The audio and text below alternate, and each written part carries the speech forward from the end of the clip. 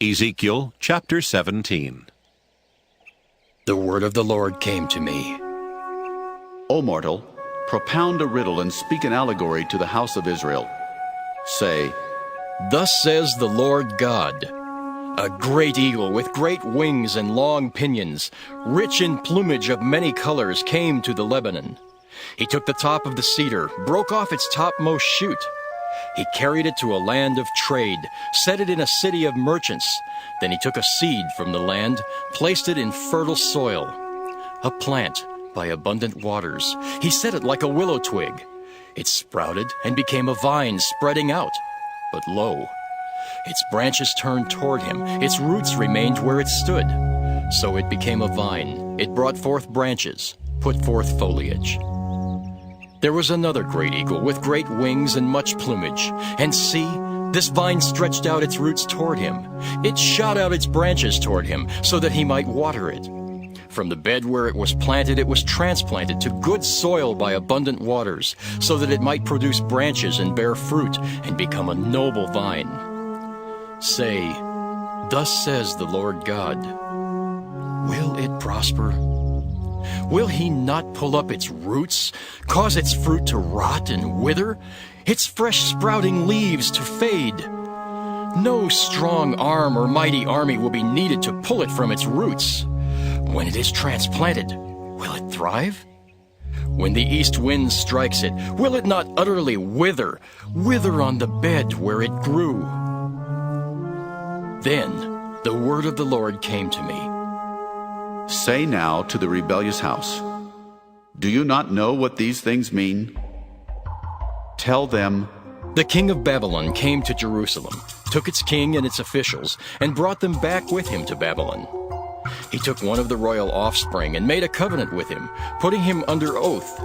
He had taken away the chief men of the land, so that the kingdom might be humble and not lift itself up, and that by keeping his covenant it might stand. But he rebelled against him by sending ambassadors to Egypt, in order that they might give him horses and a large army. Will he succeed? Can one escape who does such things?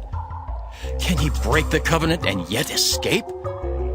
As I live, says the Lord God, surely in the place where the king resides who made him king, whose oath he despised, and whose covenant with him he broke, in Babylon he shall die. Pharaoh with his mighty army and great company will not help him in war, when ramps are cast up and siege walls built to cut off many lives. Because he despised the oath and broke the covenant, because he gave his hand and yet did all these things, he shall not escape. Therefore thus says the Lord God, as I live, I will surely return upon his head my oath that he despised, and my covenant that he broke. I will spread my net over him, and he shall be caught in my snare. I will bring him to Babylon, and enter into judgment with him there for the treason he has committed against me. All the pick of his troops shall fall by the sword, and the survivors shall be scattered to every wind, and you shall know that I, the Lord, have spoken. Thus says the Lord God, I myself will take a sprig from the lofty top of a cedar. I will set it out.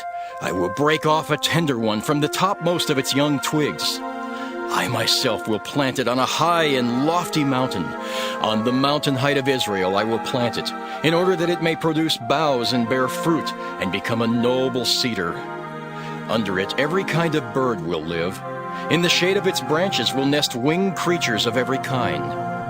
All the trees of the field shall know that I am the Lord. I bring low the high tree. I make high the low tree. I dry up the green tree and make the dry tree flourish. I, the Lord, have spoken. I will accomplish it.